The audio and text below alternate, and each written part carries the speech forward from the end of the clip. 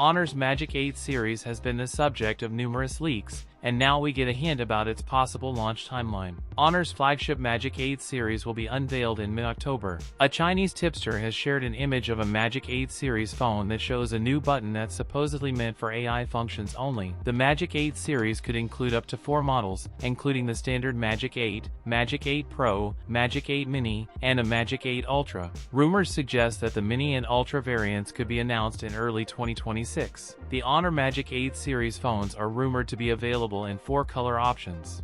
All phones in the lineup could come with wireless charging. The camera module of the Honor Magic 8 and Pro still has the same circular module design at the center. The Honor Magic 8 Pro is also expected to have a 200MP telephoto camera and ultrasonic in-display scanners. Honor Magic 8 Pro is on its way to surprise consumers with an 8000 mAh battery. Feature the 100W wired plus 80W wireless charging. That's it for today's video. If you enjoyed it, don't forget to like, comment, and subscribe for more content. Thanks for watching, and I'll see you in the next one.